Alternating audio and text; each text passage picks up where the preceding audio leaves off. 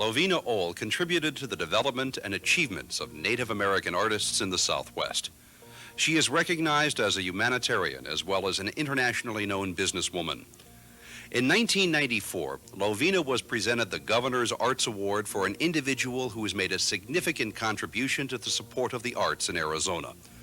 She founded the Lovena Ohl Foundation in 1978 to assist in the education and training of Native American artists such as David Johns, James Little, Kiana Fireshaker, and Joe Ben. During her lifetime, she was one of a few preeminent authorities on Native American arts and crafts. Her expertise was sought after and quoted in such publications as Forbes magazine, the New York Times, National Geographic, and Arizona Highways. A widow at age 35, she taught 8 grades in a one-room schoolhouse in rural Pennsylvania. Then came her successful career as the first woman agent hired by Prudential. Later, she established her own agency with Travelers Insurance. In 1947, she gave up her lucrative career to bring her severely asthmatic 10-year-old nephew, Bill Faust, to the dry desert climate, where doctors hope he would regain his health. She found a job in the North Central Phoenix jewelry store of the late Clay Smith. Within Smith's Fine Arts and Indian Jewelry Store was a room dedicated to Indian crafts. It was here that she discovered her destiny. In 1964, with a partner, she opened Jewels by Ohl, and just 4 years later, she was invited by the Heard Museum to buy for and manage their gift shop. She transformed what had been basically a tourist shop into a nationally recognized, world-famous museum store with some of the best-known Indian craftsmen in the nation being represented. Sunset magazine called it one of the finest museum shops in the country. Her 9 years at the Heard brought her closer to Indian craftsmen and artists, and during her reservation searches allowed her to find and discover young artists who, with her help, also achieved fame.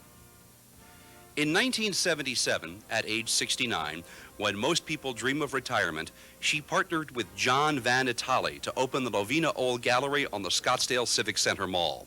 A year after the gallery opened, she and her partner established the Lovena Ohl Foundation. Its purpose, to provide cash awards to deserving Indian artists to study, travel, and in other ways broaden their horizons and enhance their skills. She sent Native Americans to study in Paris and brought French artists to Arizona to observe Native Americans on the Navajo Reservation. Hopi jeweler Charles Loloma, Navajo jewelers David Little and Harvey Begay, Navajo painter David Johns, and Pala Mission Cherokee jeweler Larry Gulch all owe their international reputations to Lovena. Due to her generosity, David Johns graduated from Northern Arizona with a degree in fine arts. David Little, born deaf, had never been to school or learned to read until Lovena discovered him. She found a speech therapist for David so that he could learn to read, write, and speak English, and therefore wouldn't be taken advantage of. Lovena's name encompasses the word love, the word that became the essence of the soft-spoken, stately lady who considered Indian art the true American art form. As one artist said of her more than 2 decades ago, she is the only person I know of who can bridge the gap between the Indian and the Anglo. People were all the same to Lovena, precious commodities. She treated them alike, whether they were customers buying a pair of $25 earrings or collectors pondering a Charles Loloma $75,000 belt. Even today, in the tradition of his great-aunt, Bill Faust Jr. welcomes passers-by to the Ohl Gallery on Marshall Way, where Lovena relocated in 1987. As when Lovena was alive, here a wealth of information about jewelry, pottery, sand paintings, basketry, kachinas, sculpture, Navajo rugs, paintings, and prints is imparted to the public. She received praise from the public, the artists she represented, and nationally known magazines like Forbes, who referred to her as the doyen of the Southwest Indian art. Pulitzer Prize-winning novelist and Indian artist N. Scott Momaday cited Lovena for her knowledge, her discriminating taste, her appreciation of indigenous art forms, and her singular dedication to the efforts of Native artists.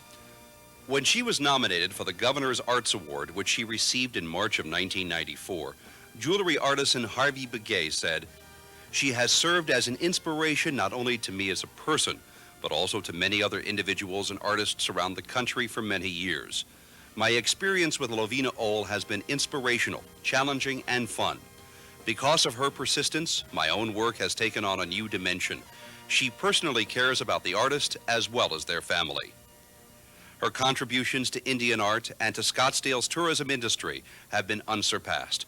Tonight, this woman of incredible presence and vision, Lovena Ohl, a collector of people during her 86 years, is named posthumously to Scottsdale's History Hall of Fame.